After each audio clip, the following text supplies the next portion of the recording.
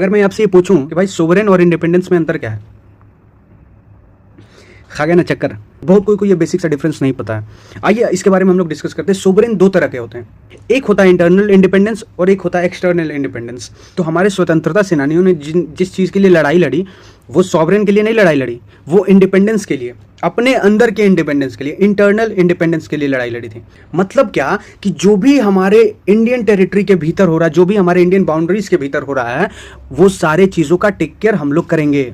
चाहे वो लॉ बनाना हो, किसी चीज़ को लेकर रूल लाना हो, चाहे रेवेन्यू को लेकर कुछ रूल बनाना हो, चाहे टैक्सेशन पॉलिसी कैसा होगा, वो सारे अफेयर्स हम लोग देखेंगे। ये सारा चीज़ तो ब्रिटिश कंट्रोल कर रहा था ना, इंटरनल तो कर ही रहा था और एक्सटर्नल भी कर रहा था कि दूसरे देश से हमारा कैसा संबंध है, दूसरे देश से हम किस तरीके से रहेंगे। अगर ब्रिटिशर्स लोग हमारे भारत को कंट्रोल कर रहे थे तो उनका जिससे दुश्मनी था, अब हम लोग का दुश्मनी अगर जापान से नहीं था, हम लोग का दुश्मनी चाइना से नहीं था, लेकिन क्योंकि वो लोग कंट्रोल कर रहे थे तो उनका जिससे दुश्मनी था तो पूरे टेरिटरी का भी आफ्टर ऑल उससे दुश्मनी हो जाया करता था। मतलब जो एक्सटर्नल था वो सब तो देख ही रहे थे ब्रिटिशर सब, लेकिन हद हो गया कि वो इंटरनल भी टांग अड़ाने लगे थे, इंटरनल भी पूरा चीज़ वो देख रहे थे, संभाल रहे थे। और इसी चीज़ का लड़ाई था भाई मेरे 1920s से, उस टाइम से, उससे भी पहले से हम लोग ये चीज़ बोल रहे थे कि भाई हम लोग का स्वराज दो, पूर्ण स्वराज के लिए लड़ाई लड़े थे हम लोग। जो इंटरनल अफेयर जो है कम से कम वो हमें कंट्रोल करने दो ना, इंटरनल इंडिपेंडेंस।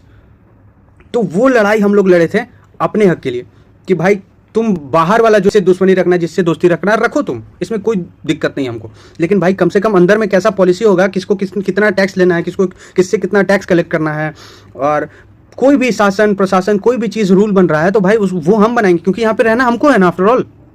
तो इस चीज़ का लड़ाई था स्वतंत्रता सेनानियों का। और सबसे पहले हमारा जो कंट्री था वो इंटरनल इंडिपेंडेंस लिया, बाद में वो एक्सटर्नल इंडिपेंडेंस हुआ। मतलब कि अभी जो भी हम लोग किसी कंट्री को अगर रॉकेट बेचना हुआ, रॉकेट उस कंट्री से खरीदना हुआ, ऑयल इंपोर्ट करना हुआ, किसी को ऑयल अगर हम लोग कोई कमी हो गया, किसी का तंगी हो गया, ऑयल हम लोग दे दे रहे हैं, एक्सपोर्ट कर दे रहे हैं, तो ये अब हम लोग खुद से डिसीजन ले पा रहे हैं ना। तो अब हम लोग इसी को बोला जाता है सोवरेन, इसी को बोला जाता है, इसी चीज़ को बोला जाता है सोवरेन। मतलब एक्सटर्नली इंडिपेंडेंट है हम लोग, अब हम लोग को अब कोई नहीं कंट्रोल कर सकता है। तो हम लोग सबसे पहले इंडिपेंडेंट हुए, फिर सोवरेन हुए। बहुत सारा ऐसा कंट्रीज था, जैसे इंडिया के नेबर की अगर बात करें तो भूटान और नेपाल ऐसे कंट्रीज थे जो बहुत पहले, इनको 1948 के शायद उसी के आसपास उनको इंडिपेंडेंस मिल गया था, लेकिन उनका जो सॉवरेनिटी था वो हमारे पास था, इंडिया के पास, जो 2008 में हम लोगों ने दिया उन्हें।